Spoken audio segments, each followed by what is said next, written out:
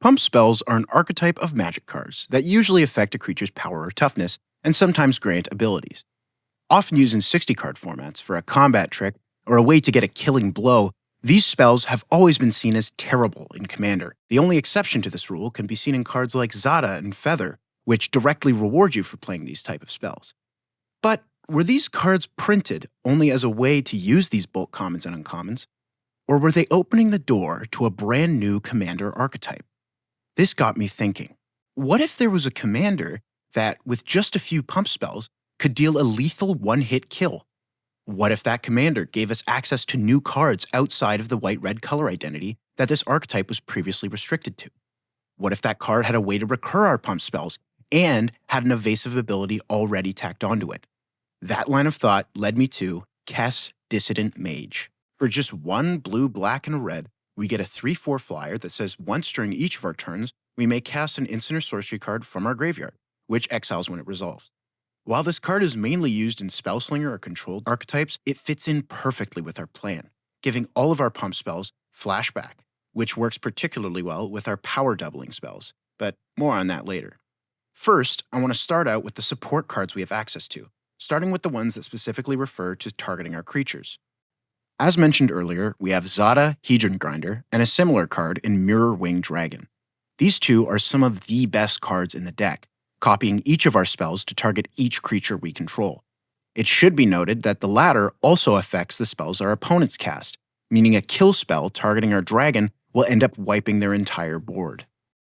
Next, we have another pair of cards with similar effects in Orvar the All-Form and Vesuvan Duplimancy. Both of these cards create a token copy of a creature that we target with one of our pump spells. Notably, Vesuvan Duplimancy creates a non-legendary copy, effectively removing the once per turn restriction from our commander's flashback ability. Storm Chaser Drake and Voracious Bibliophile both reward us with card draw when we cast our pump spells. The Drake draws a card when it's targeted, and the Bibliophile rewards us for each target any of our spells have. And yes, that includes removal and counterspells. Leyline of Resonance and Frontline Heroism each copy our pump spells one additional time. The Leyline lets us choose any target, while the Frontline Heroism creates a 1/1 token for the copy to target. Next, we have Giggle Shitter, Giggling Skitter Spike, and Goldspan Dragon. Giggle Shitter lets us chain our pump spells to dome our opponents equal to its own power every time it attacks, blocks, and becomes a target of a spell. It also has monstrous 5 for 5 generic mana. Goldspan Dragon provides us with a treasure each time it attacks or becomes targeted, and makes our treasures tap for 2 mana. Finally, we have some of the only interaction in the deck in Agent of the Fates and Willbreaker.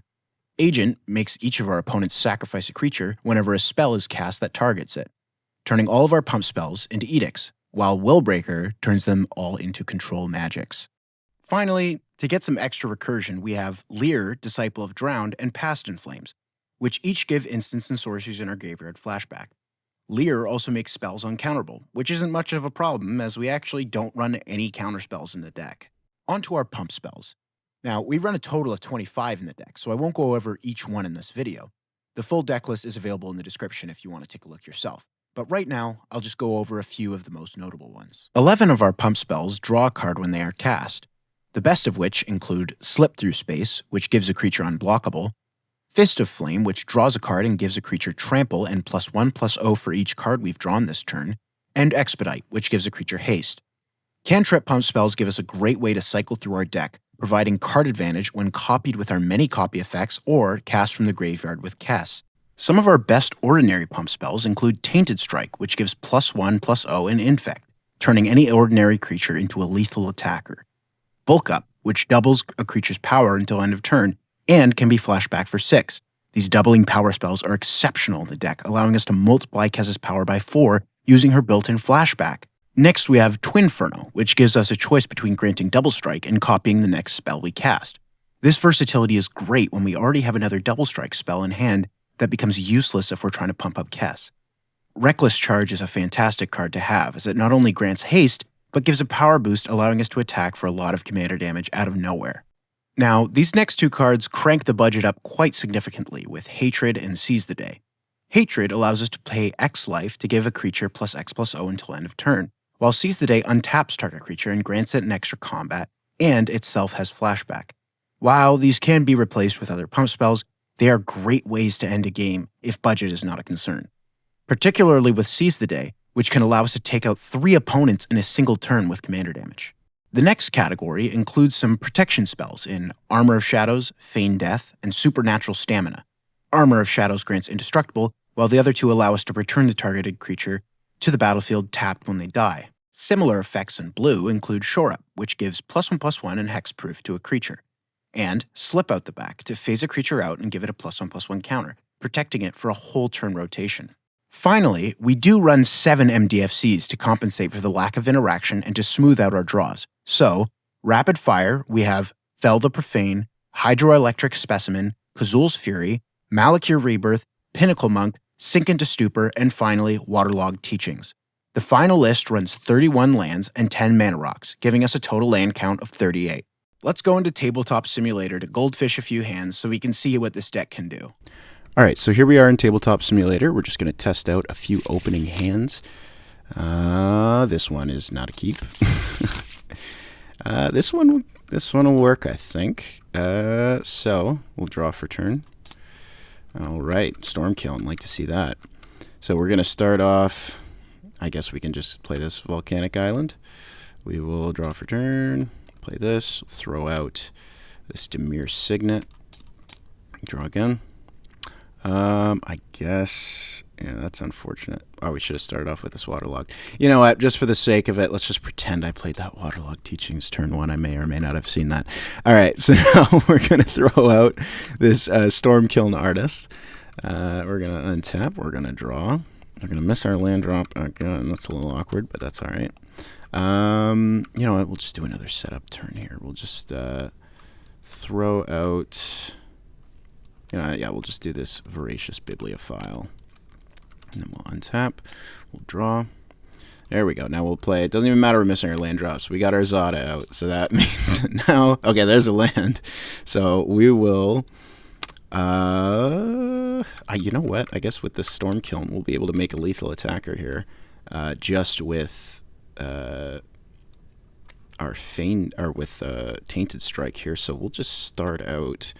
with a Young Pyromancer. We will pay... You know what? We're going to float the mana from here and play a...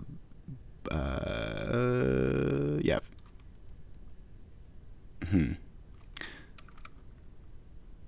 I guess, yeah, we'll start off with this Tainted Strike. So we're going to order the triggers so that we make the Elemental first. So now... we're going to get 5 copies. First, we're going to draw a card from the Voracious Bibliophile.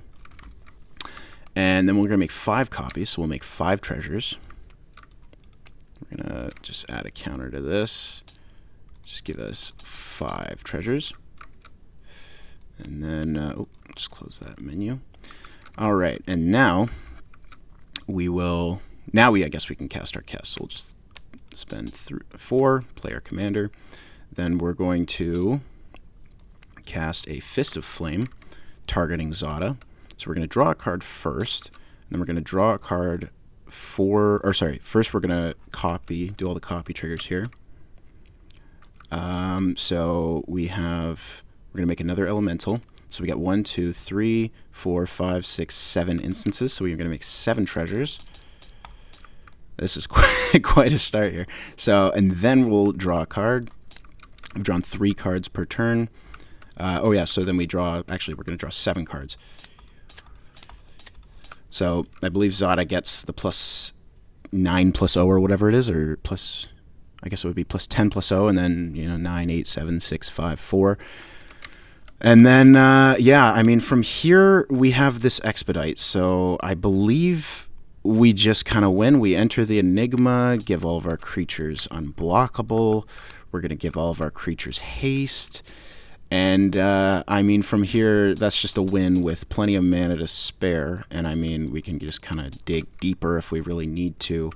We have so many instances that even if we do, the little interaction that we do have, we're just going to be able to just cycle through our whole deck with all of this stuff. I mean, we have, we're able to at instant speed with Kess, since we haven't used her ability yet, we can recast the Tainted Strike or the Fist of Flames, probably the Fist of Flames, to draw us into an answer.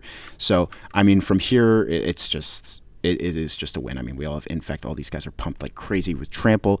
And yeah, I mean, that's pretty much how this deck can go off. That was quite a good draw. But yeah, I just kind of wanted to do this to illustrate how the deck kind of works in practice. And you always see these videos, and it's like you really just want to see how it actually works. So I hope that this was a good insight as to how this would work. I guess I can use this as a way to demonstrate some of the combos. So Veyran is one of the great cards in the deck, and then we also have with this particular board Sedgemoor Witch is an even better token generator than Young Pyromancer, because now with all of these spells that we're casting, since Sedgemoor Witch triggers off of copies as well, it's going to make double the amount of tokens. And actually with Veyran, it's going to make triple the amount of tokens or it'll make a token twice the amount for each creature we control.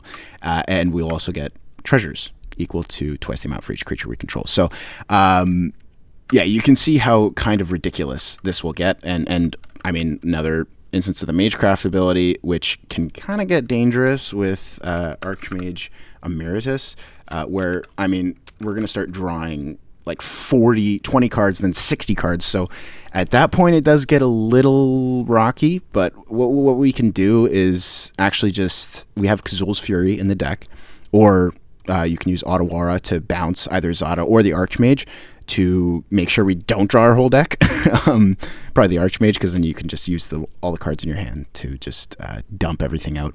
And then you've basically got a guaranteed win from there. So yeah, that's kind of just an outline of what this deck can do, and I hope this was kind of helpful to showing the vision in practice. So definitely let me know. I do have a play group that I play games on here with Tabletop Simulator with. So let me know if you'd be interested in seeing that.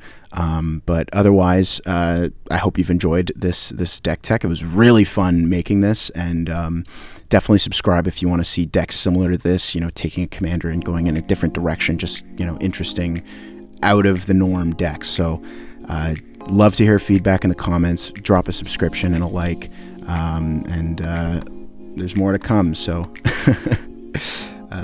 thank you for watching.